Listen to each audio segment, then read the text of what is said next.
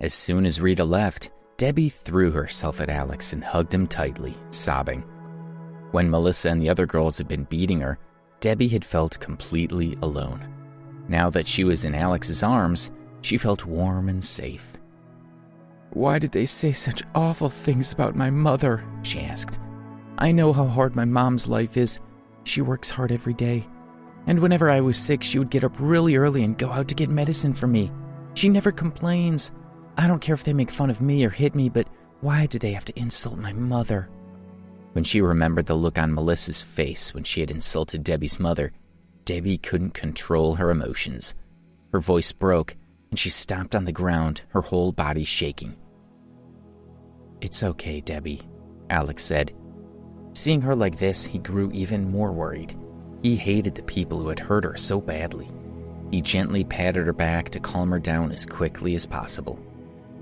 "Don't worry," he assured her. "If anyone hurts you, I'll make sure they pay for it. I will always be by your side to protect you. How are you feeling now? Any better?" As he comforted her, she finally calmed down. "Who beat you?" Alex asked, gently wiping away her tears. "Tell me and I'll deal with it." His eyes held a trace of viciousness.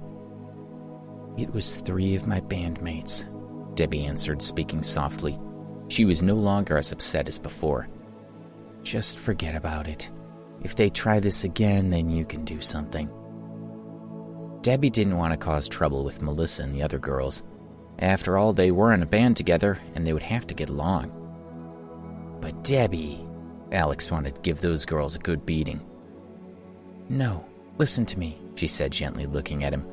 "I'll talk to them, and if they attack me again, then I'll let you beat them up for me." He frowned. Although he didn't want to let this go, he had to listen to her. "Will you come with me to the Azalea guest house to see my mom?" she asked. More than anything, she just wanted to see her mother. Even just sitting quietly beside her would make Debbie feel better. "Okay." Alex was deeply moved. He lightly touched her face and smiled.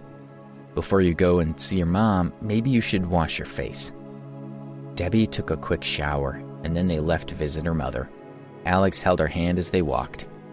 It was 9 p.m. and the streets were brightly lit, with many people walking on both sides of the road, enjoying the cool air as they strolled under the trees. As Alex and Debbie walked down the steps of the building, Alex's cell phone rang. It was Sam Woodsworth. Alex frowned slightly, thinking that he must have been invited to a party again. "Mr. Ambrose," Sam's panicked voice came through the phone. "There seems to be a serious problem with Mrs. Stonehill. She's been taken to the New York City General Hospital. Do you want to come and see her?" On hearing this, Alex was stunned. "Something happened to Carla?" he asked. "What's going on?" He put the phone on speaker so that Debbie could hear properly. "What happened to my mother?" Debbie asked anxiously. "I sent someone to accompany Mrs. Stonehill on a tour of New York City," Sam told them. "Everything was fine until an hour ago when they were out eating. Mrs. Stonehill fainted after complaining about being in pain, and she was taken to the hospital emergency room. She's now in intensive care." By the time Sam had finished speaking, Debbie's legs were about to collapse under her. "Okay, tell the doctor to look after Carla," Alex said. "If anything happens to her, they won't work in that hospital again." He ended the call. "Alex, take me to the hospital," Debbie said, panicking as she clutched his arm. "Please, hurry, I need to go to the hospital." She was very anxious and scared and couldn't think about anything else. She just needed to go to the hospital to see her mother. Her entire body trembled. "Don't be afraid," Alex whispered into her ear. "Trust me, your mom will be fine." He kept his arm around her and they walked to the side of the road. It wasn't easy to get a taxi. Alex felt Debbie trembling in his arms, and he couldn't let her suffer any longer.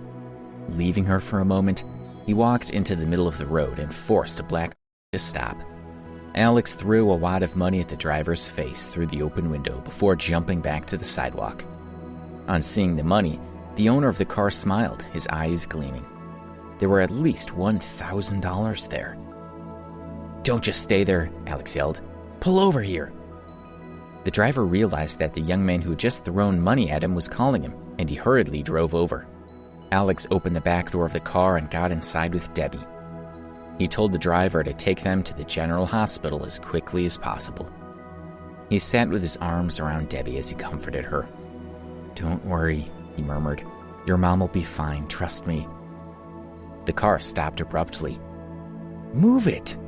Alex shouted angrily at the driver. He just wanted to get Debbie to her mother quickly. "Young man, it's not that I don't want to move, it's that I can't," the driver said, his tone bitter. "The road is blocked." Alex looked and saw more than 10 young people in front of the car. He had no idea what they were doing. He opened the car window, stuck out his head and shouted at them, "Hey, get out of the way!"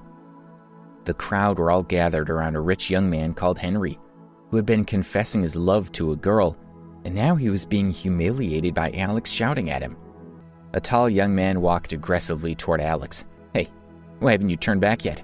The driver was frightened and was about to turn around. "Don't move," Alex shouted at him. "There's another route," the driver said fearfully. "We can get close and then you can walk the rest of the way from there. That guy's almost reached us, and if we don't leave now, we'll get beaten up." "I told you not to move," Alex said as he opened the car door. The tall young man approached and raised his fist, ready to strike.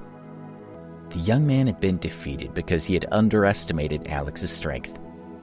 The driver had planned to abandon Alex and run away, but then Alex had beaten the young man within seconds. The driver was completely dumbfounded. Henry told the others to teach Alex a lesson while he stayed behind to talk to the girl. The driver panicked, believing that he was about to be beaten up. His first thought was to escape. Just as he was about to turn the car around, Alex angrily walked to the driver's side. "Get out!" "Hey, what are you doing?" the driver asked, shocked. Alex pulled him from the car and got into the driver's seat. "Get in," he yelled, slamming the door closed. Through the rearview mirror, Alex glanced at Debbie, who looked sad. Then he looked at the young men rushing toward him. "Fine then," he thought. "Since you're so determined to block my way, don't blame me for being rude." Alex stepped on the accelerator and the car shot forward.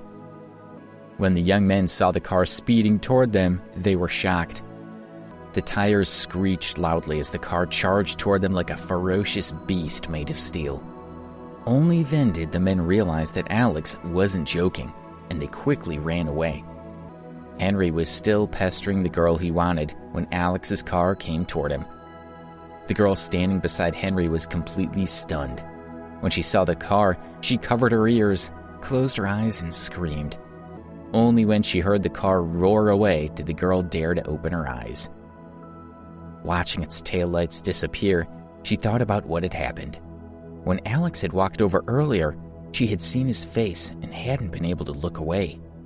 She mumbled in confusion, "That man was so handsome." Please subscribe to the Pocket FM YouTube channel and press the bell icon for instant notification. Check out our channel for more such exciting shows.